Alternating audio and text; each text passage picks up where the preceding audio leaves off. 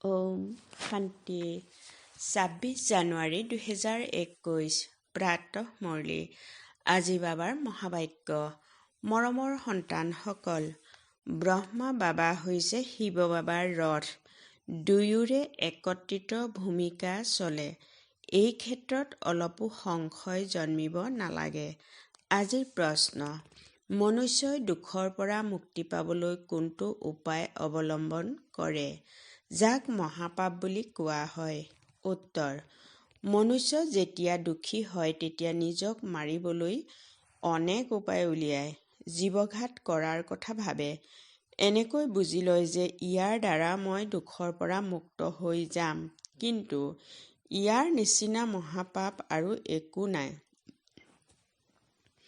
তেওঁ আৰু বেছিকৈহে দুখত আবদ্ধ হৈ পৰে, কিয়নো এইখন হৈয়েই অপাৰ দুখৰ সৃষ্টি। ওম শান্তি। সন্তানসকলক পিতাই সোধে, আত্মাসকলক পৰমাত্মাই সোধে। এইটোতো জানা যে আমি পৰমপিতা পৰমাত্মাৰ সন্মুখত বহি আছো। তেওঁৰ নিজৰ ৰথটো নাই, এইটোতো নিশ্চয় আছে নহয়। এই ভ্ৰূকুটিৰ মাজত পিতাৰ নিবাসস্থান। পিতাই নিজেই কয়, মই এওঁৰ ভ্ৰূকুটিৰ মাজত বহোঁ, এওঁৰ শৰীৰ ঋণত লওঁ। আত্মা ভ্ৰূকুটিৰ মাজত থাকে, গতিকে পিতাও তাতেই অৱস্থান কৰে। ব্ৰহ্মা আছে, গতিকে শিৱ বাবাও আছে। ব্ৰহ্মা নাথাকিলে শিৱ বাবাই কেনেকৈ ক'ব? ওপৰত শিৱ বাবাকতো সদায় স্মৰণ কৰি আহিছা।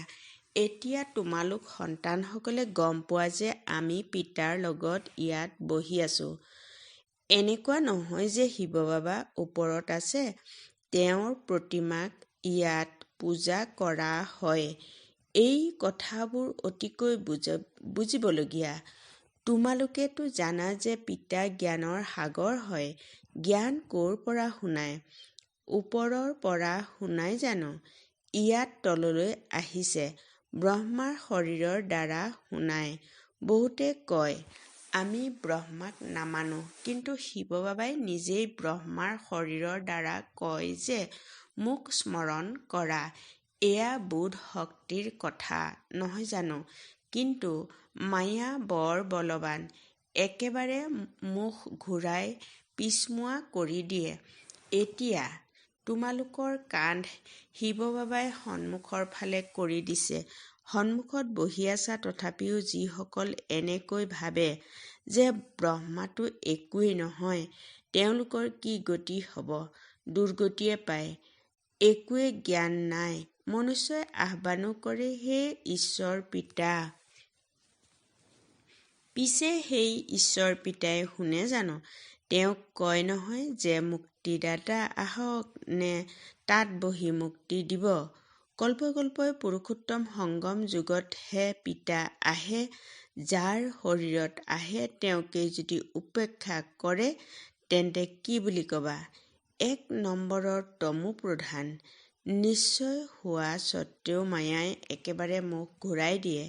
মায়াই ইমানেই বল আছে যে একেবাৰে মূল্যহীন কৰি দিয়ে। এনেকুৱাও কোনোবা নহয় কোনোবা সেৱা কেন্দ্ৰত আছে। সেইবাবে পিতাই কয়, সাৱধানে থাকিবা। যদিও কাৰোবাক শুনায়ো, বাবাই কৈছে, যদিও কাৰোবাক শুনায়ো থাকে, কিন্তু সেয়া যেন পণ্ডিতৰ কাহিনীৰ দৰে হৈ যায়। যেনেকৈ বাবাই পণ্ডিতৰ কাহিনী শুনাই নহয়। তেওঁ ক'লে, ৰাম ৰাম বুলি কৈ থাকিলে সাগৰ পাৰ হৈ যাবা। সেয়াও এক কাহিনী ৰচি থোৱা আছে। এই সময়ত তোমালোক পিতাৰ স্মৃতিৰে বিষয় সাগৰৰ পৰা ক্ষীৰ সাগৰলৈ যোৱা নহয় জানো?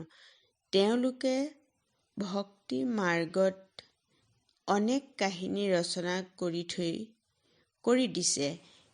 তেনেকুৱা কথাটো আচলতে নহয়। এইটো এটা কাহিনী ৰচি থোৱা আছে। পণ্ডিতে আনক কৈছিল, নিজে একেবাৰেই কৰা নাছিল। নিজে বিকাৰত গৈ থাকি আনক নিৰ্বিকাৰী হ'বলৈ ক'লে তাৰ কি প্ৰভাৱ পৰিব? এনেকুৱাও ব্ৰহ্মা কুমাৰী আছে, নিজৰে নিশ্চয় নাই, আনক শুনাই থাকে। সেইবাবে কৰবাত শুনাওতা জনতকৈও শুনাজন আগত গুচি যায়। যিয়ে বহুতৰে সেৱা কৰে তেওঁ নিশ্চয় মৰমৰ হৈ যায়, নহয় জানো? পণ্ডিতৰ মিছা কথা ওলাই পৰিলে তেওঁকনো কোনে মৰম কৰিব? তেতিয়া যিজন বাস্তৱত পিতা হৈ বা পিতাৰ স্মৃতিত থাকে তেওঁৰ প্ৰতি মৰম জাগিব। ভাল মহাৰথীসকলকো মায়াই গ্ৰাস কৰি পেলাই। বাবাই কৈছে বহুত গ্ৰাস হৈ গ'ল।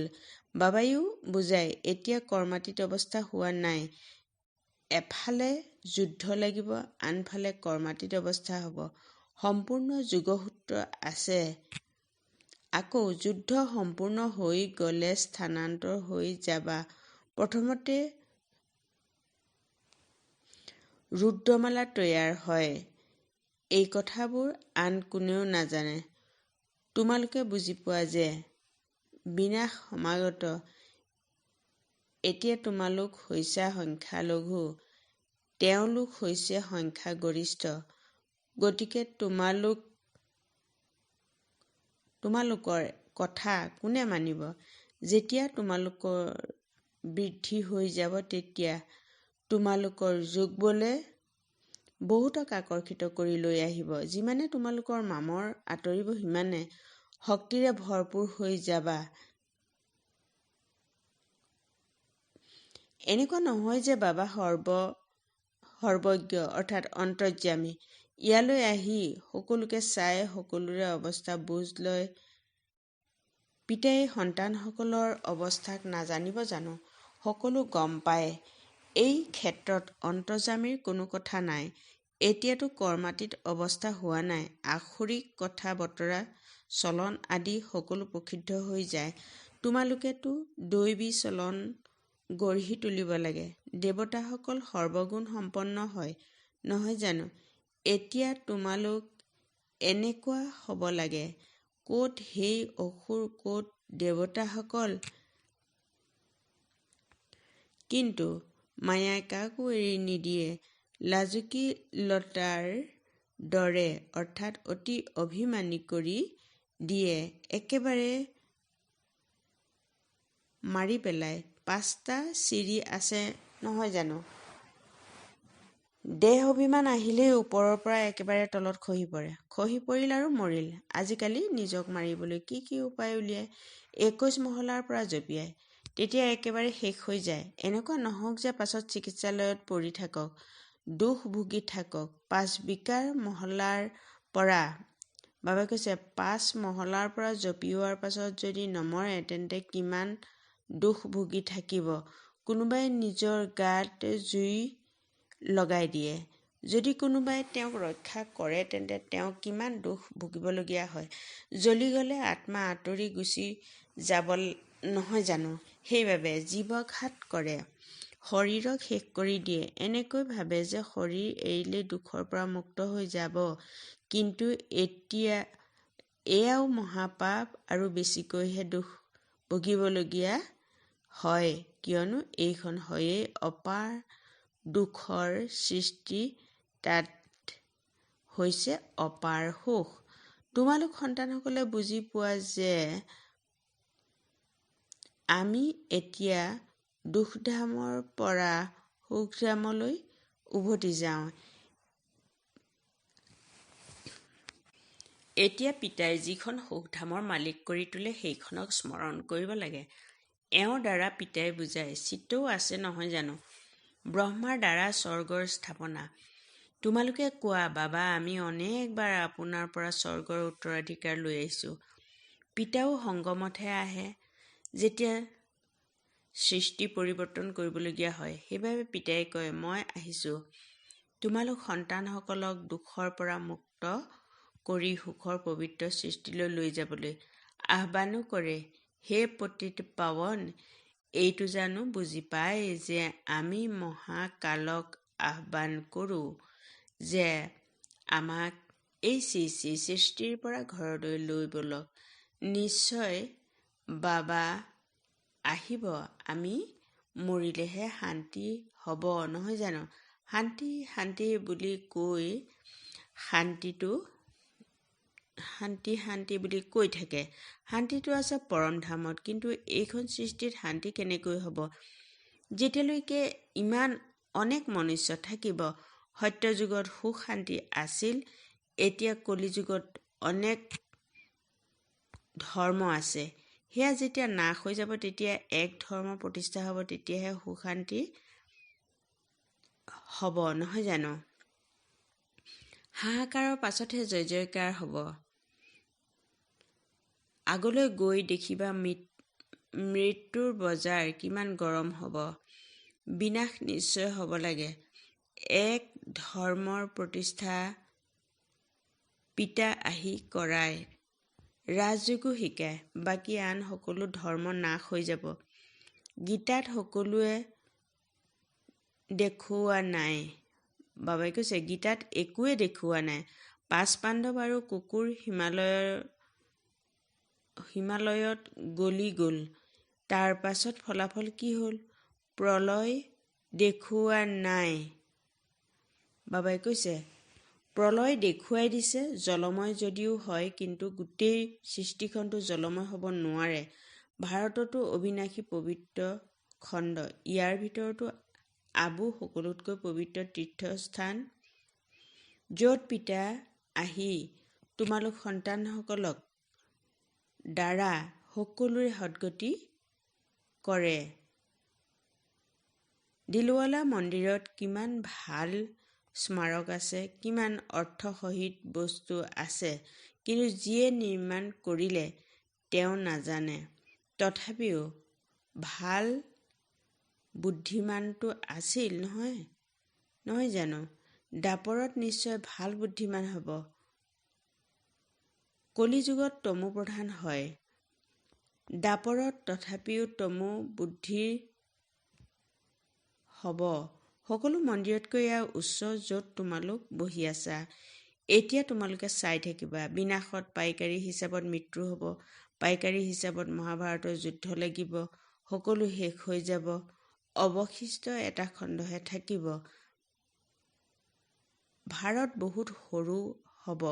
বাকী সকলো নাশ হৈ যাব। স্বৰ্গ কিমান সৰু হ'ব। এতিয়া এই জ্ঞান তোমালোকৰ বুদ্ধিত আছে। কাৰোবাক বুজাবলৈও বহুত সময় লাগে। এয়া হৈছে পুৰুষোত্তম সংগম যুগ। ইয়াত কিমান অনেক মনুষ্য আছে আৰু তাত কিমান কম সংখ্যক মনুষ্য হ'ব। এই সকলোবোৰ নাশ হৈ যাব। সৃষ্টিৰ বুৰঞ্জী ভূগোল আৰম্ভণিৰ পৰা পুনৰাবৃত্তি হ'ব। নিশ্চয় স্বৰ্গৰ পৰা পুনৰাবৃত্তি কৰিব। শেষৰ পৰাটো নাহিব। এই নাটকৰ চক্ৰ অনাদি হয়, যি ঘূৰিয়ে থাকে।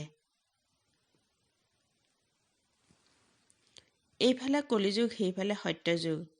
আমি সংগমত আছো। এয়াও তোমালোকে বুজি পোৱা। পিতা আহে, পিতাক ৰথটো নিশ্চয় লাগে, নহয় জানো? সেয়েহে পিতাই বুজায়, এতিয়া তোমালোক ঘৰলৈ যোৱা। পুনৰ লক্ষ্মীনাৰায়ণ হ'ব লাগে, গতিকে দৈবী গুণো ধাৰণ কৰিব লাগে। এইটো তোমালোক সন্তানসকলক বুজোৱা হয়।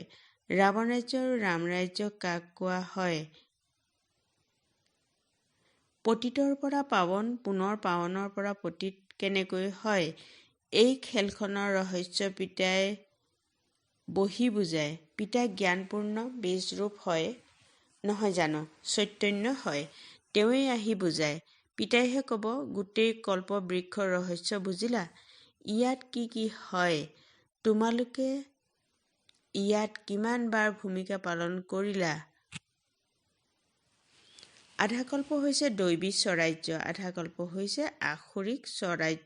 আসুৰিক ৰাজ্য। যিসকল ভাল সন্তান, তেওঁলোকৰ বুদ্ধিত জ্ঞান থাকে, পিতাই নিজৰ সমান কৰি গঢ়ি তোলে, নহয় জানো? শিক্ষকৰ মাজতো ক্ৰমানুসৰি হয়। কোনোবাতো শিক্ষক হয়ো বিতুষ্ট হৈ যায়। বহুতক শিকাই আকৌ নিজেই শেষ হৈ গ'ল। সৰু সৰু সন্তানসকলো ভিন্ন ভিন্ন সংস্কাৰৰ হয়। কোনোবাতো দেখিবা ১ নম্বৰ দুষ্ট, কোনোবাতো আকৌ পৰিস্থানলৈ যোৱাৰ যোগ্য। কোনোবা এনেকুৱাও আছে যিয়ে জ্ঞানো ধাৰণ নকৰে, নিজৰ চলনো শুধৰণি নকৰে, সকলোকে দুখেই দি থাকে। এয়াও শাস্ত্ৰত দেখুৱাই দিছে যে অসুৰ আহি লুকাই বহিছিল। অসুৰ হৈ কিমান কষ্ট দিয়ে, এয়াতো সকলোবোৰ হৈ থাকে। উচ্চতকৈ উচ্চ স্বৰ্গ স্থাপন কৰিবলৈ আহিবলগীয়া হয়। মায়াও বৰ বলৱান, দান দিয়ে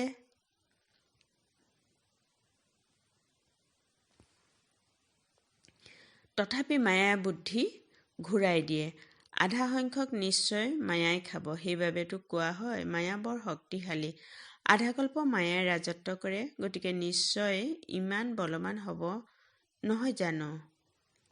মায়াৰ হাতত পৰাজিত হোৱাসকলৰ কি অৱস্থা হৈছে বা কি অৱস্থা হৈ যায়? ভাল বাৰু, অতি মৰমৰ কল্পৰ পাছত পুনৰাই লগ পোৱা সন্তানসকলৰ প্ৰতি মাতা পিতা বাপ-দাদাৰ স্নেহপূৰ্ণ স্মৰণ আৰু সুপ্ৰভাত। আত্মিক পিতাৰ আত্মিক সন্তানসকলক নমস্কাৰ। ধাৰণাৰ বাবে মুখ্য সাৰ নম্বৰ ১। কেতিয়াও লাজুকী লতাৰ নিচিনা অৰ্থাৎ অতি অভিমানী হ'ব নালাগে। দৈবী গুণ ধাৰণ কৰি নিজৰ চলন শুধৰাব লাগে। নম্বৰ ২। পিতাৰ মৰম পাবলৈ সেৱা কৰিব লাগে, কিন্তু যি আনক শুনোৱা সেয়া নিজে ধাৰণ কৰিব লাগে। কৰ্মাতীত অৱস্থা পাবৰ বাবে পুৰা পুৰুষাৰ্থ কৰিব লাগে। আজিৰ বৰদান: কঠোৰ পৰিশ্ৰম আৰু মহানতাৰ লগতে আত্মিকতাৰ অনুভৱ কৰাওঁতা শক্তিশালী সেৱাধাৰী হোৱা। বহলাই এনেদৰে কোৱা হৈছে, যিসকল আত্মা তোমালোকৰ সম্পৰ্কত আহে তেওঁলোকক আত্মিক শক্তিৰ অনুভৱ কৰোৱা। এনেকুৱা স্থূল আৰু সূক্ষ্ম স্থিতি গঢ়ি তোলা যাৰ দ্বাৰা আগন্তুক আত্মাসকলে নিজৰ স্বৰূপৰ আৰু আত্মিকতাৰ অনুভৱ কৰে। এনেকুৱা শক্তিশালী সেৱা কৰিবৰ বাবে